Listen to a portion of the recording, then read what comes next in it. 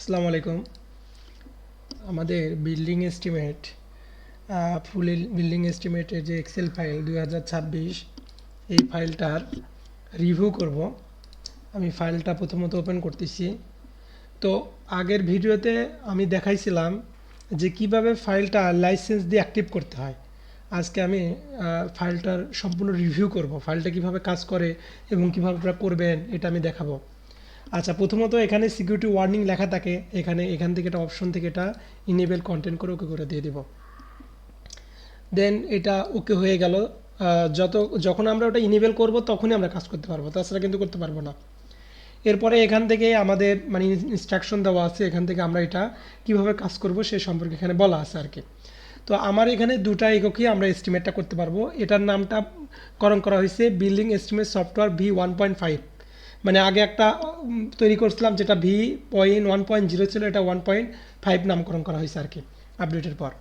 তো এখানে দুটা এককে এস্টিমেট করা যাবে, একটা হলো ইঞ্চি ফিট বা মিটার মিলিমিটার, দুটা এককই ড্রয়িংয়ে এস্টিমেট করা যাবে। তো আমি এখান থেকে এরপর একটা ক্লিক করলাম নিচে, এই যে এখানে আমার ফাইল পুরোটা শো করলো। এখানে আমার বিল্ডিংয়ের সব আইটেমই আছে এখানে আমার।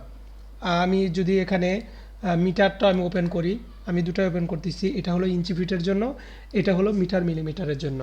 মানে দুটা এককই আমরা করতে পারবো এবং দুটা আমাদের ড্রয়িংয়ে যদি দুটো একক থাকে দুটো এককই আমরা করতে পারবো।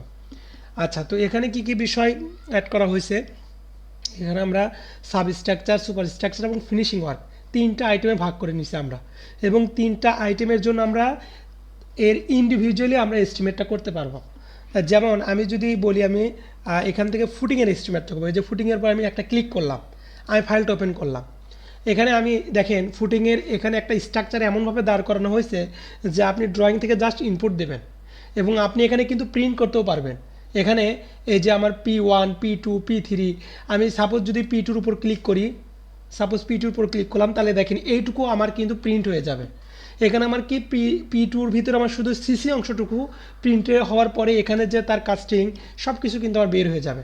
এবং আমার কিন্তু এই যে নিচে কিন্তু আমি এখানে কার্সর ঘুরলে আমি কিন্তু সব ইয়ে করতে পারবো, প্লাস এটাকে আমি পিডিএফও করতে পারবো। এখান থেকে আমার পিডিএফের এই যে অপশন বের হবে, যে পিডিএফ এই যে বলতেছে আপনি পিডিএফটাকে সেভ করেন। আমার যদি না দরকার লাগে, কিবোর্ডে আমার ইএসসি বাটনে আছে, এটাতে আমি প্রেস করব, তার মানে আমার দরকার নাই, আমি ইএসসিতে আমি ক্লিক করলাম যে প্রিন্ট করব না। এখন এখানে আমি কিন্তু এখানে যে একটা ইয়ে থাকে, যে আমার এখানে একটা ইয়েতে অনেকগুলো ফুটিং থাকতে পারে। এখানে আমার প্রায় 70টার মতো শিট এখানে করা আছে, মানে 70 রকম ফুটিং। সাধারণত এত হাই টেপের ফুটিং হয় না। আমার যদি ধরেন এখান থেকে আমি এগুলো ডিলিট করে দিলাম, আমার এখানে 13টা পর্যন্ত ফুটিং আছে। আমি শুধু এই যে অনলি ক্যালকুলেশনে চাপ দেব, এই অনলি ক্যালকুলেশনে চাপ দিলে শুধুমাত্র এই যে 13টা ঘর এখানে থাকবে, বাদবাকি ঘরগুলো এখানে হাইড হয়ে যাবে, মানে সেই ঘরগুলো দেখা যাবে না। আমি কিন্তু চাইলে পুনরায় সেই ঘরগুলোকে আবার ব্যাক করাতে পারবো, মানে পুনরায় আমি চাচ্ছি যে সেই ঘরগুলো আবার নিয়ে আসবো, তাহলে এই যে টোটাল রুতে চাপ দিলে এই ঘরগুলো আবার ব্যাক করবে। এবং আমার এই যে ম্যাটেরিয়ালস, এটা কিন্তু ম্যাটেরিয়ালস যেটা আমার মানে এই ফুটিংগুলো করতে কতটুকু ম্যাটেরিয়ালস লাগবে এটা এখানে কিন্তু দেখানো যাবে। এরপরে আর কি কি জিনিস অ্যাড করা হয়েছে, যে এই ফুটিংয়ের ভিতরে অনেক ডায়ার রড থাকতে পারে, 20 মিলি, 16 মিলি, আমার হলো 25 মিলি থাকতে পারে। সেই রডগুলো আমার কোনটা কতটুকু লাগবে এটা আমি আলাদা করে এখানে দেখতে পারবো, এবং চাইলে এই অংশটুকু প্রিন্ট করতে পারবো। আমি দেখেনি যে P5 আমি যদি আমি প্রেস করি, তাহলে এই অংশটুকু আমি প্রিন্ট করতে পারছি। এখানের একটা সুবিধা কি, যে আমার এখানে যে ফুটিংটা ডিজাইন করা হলো বা ফুটিংয়ের যে আমি এস্টিমেটটা করতেছি পুরো প্লটের উপর, এখানে পার স্কোয়ার ফিটে কত সেফটি কংক্রিট লাগলো, পার সেফটিতে আমার কত কেজি রড লাগতেছে, মানে পার স্কোয়ার ফিটে কত কেজি রড লাগতেছে, এটাও কিন্তু এখানে দেখানোর সুযোগ আছে আর কি। এবং আমরা এখানে চাইলে এখানে হলো আমরা রেটটা নিজেরা চেঞ্জ করতে পারবো, অর্থাৎ কালার ঘরগুলোর নিজেরা পরিবর্তন করতে পারবো। আমি এইগুলো নিয়ে সম্পূর্ণ ভিডিও সামনে নিয়ে আসবো। আমি জাস্ট আপনাদেরকে এটা বোঝানোর জন্য এই ফাইলে কি কি বিষয় আমরা ইনক্লুড করছি। এরপর এখানে ইনক্লুড করা হয়েছে যে পিডাব্লিউডি এস্টিমেট 2022, যে তাদের যে রেট, সেই রেটগুলো তাদের বসে দেওয়া আছে এখানে আর কি। হ্যাঁ, এবং তাদের রেট হিসেবে শুধু কোয়ান্টিটি দেওয়া এখানে, অর্থাৎ এই যে এখানে বলা হলো যে স্যান্ড ফিলিং 166 সিএফটি লাগবে, 36 টাকা করে ধরা হয়েছে। এটা পিডাব্লিউডি 2022-এ দেওয়া আছে আর কি, আপনি চাইলে এটা পরিবর্তন করতে পারবেন। এখানে কি বিষয় অ্যাড করা হয়েছে, যে ওই স্যান্ডের দাম প্লাস স্যান্ড করতে যে ক্যারিং খরচ এবং স্যান্ডটা যখন ফিলিং করা হবে সেই লিভার খরচ সহ এটা ইনক্লুড, অর্থাৎ 22-এ যে রেট সব এখানে ইনক্লুড। এরপর একটা গুরুত্বপূর্ণ ব্যাপার হলো কি ম্যান পাওয়ার অ্যানালাইসিস। এই ম্যান পাওয়ার অ্যানালাইসিসটা হলো কি যে এই ফুটিংটা করতে আপনার কেমন পরিমাণ লেবার লাগতে পারে এবং কয়টা লেবার লাগবে এখানে কিন্তু আপনারা করতে পারেন। এটা আমাদের কখন দরকার পড়ে, আমরা যখন প্রজেক্ট প্ল্যানিং করি, আমরা প্ল্যানিংয়ে যখন আমরা যাই তখন আমাদের এখানে একটা রিসোর্স মানে প্রয়োজন পড়ে যে একটা লিভার কতটুকু কাজ করতে পারছে এবং রড কতটুকু বাইন্ডিং করতে পারছে, আমার কী পরিমাণ লেবার লাগবে এবং কতদিন আমি এই কাজটা শেষ করতে পারবো, এই জিনিসগুলোকে এখানে ইনক্লুড করা হয়েছে আর কি। এটা কিন্তু প্রতিটা শিটের জন্যই অ্যাড করা আছে আর কি। শুধু এখানে ফুটিং না, আমি এখানে গ্রেড বিম থেকে শুরু করে সব, অর্থাৎ একটা গুছালো ফাইল, এটা একদম ইনক্লুড, মানে একটা গুছালো ফাইল। আমার মনে হয় না যে বাংলাদেশে এইরকম ফাইল এখনও কারো কাছে কেউ তৈরি করছে এরকম গুছালো, আমার মনে হয় না, আপনার থাকতেও পারে হয়তো বা, তবে এটা সম্পূর্ণ রকমভাবে এটা গুছালো একটা ফাইল আর কি, যে সম্পূর্ণ একদম গুছালো টাইপের করে করা আর কি, তৈরি করা আর কি। মানে আপনি এটা অনায়াসে ব্যবহার করতে পারবেন আর কি। তো এটা আসলে মানে খুব টাইমলি ব্যাপার করে তৈরি করা হয়েছে আর কি।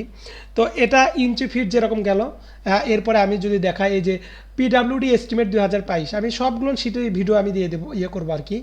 এই 22-এ এখানে আনা হয়েছে কি যে পুরো বিল্ডিংয়ে যে 2022-এ আমি যদি চাই যে টোটাল কস্ট কত পড়বে সব এখানে আছে। এখানে প্রিকাস্ট ফাইল, কাস্টিং সিটু ফাইল, মানে সব এখানে ইনক্লুড করা হয়েছে আর কি। এরপরে আছে টোটাল রেজাল্ট ইঞ্চি।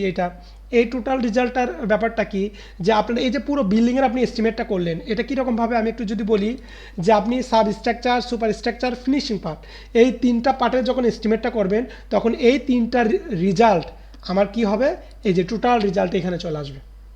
আর আপনি যদি চান না যে আমি প্রতিটা শিটের জন্য আলাদা আলাদা দেখব, তাহলে এটা এখানেই দেখতে পারবেন। আর যদি চান যে পুরো শিটের একদম স্ট্রাকচার মানে পুরো একটা মানে আমার পুরো বিল্ডিংয়ের কস্ট কত হলো, তাহলে এটা আপনি এখানে দেখতে পারবেন। এরপরে কি, এরপর আর একটা জিনিস হলো কি ফাইনাল এস্টিমেট। এটা অনেক সময় আমরা ডেভেলপার রিয়েল এস্টেটে আমরা এটা সাবমিট করি আর কি। ফাইনাল এস্টিমেট আমি এটার উপর ক্লিক করলাম। এখানে ব্যাপারটা কি যে পুরো স্ট্রাকচারের মানে পুরো খরচ এখানে চলে আসবে, যে ফাউন্ডেশন, সাব স্ট্রাকচারে কত, সুপার স্ট্রাকচার কত, ব্রিক, প্লাস্টার, টাইলস, মানে এই জিনিসটাকে আপনি সাবমিট করতে পারবেন। এটাও কিন্তু প্রিন্ট করা যাবে, প্রিন্ট করার করা আছে আর কি।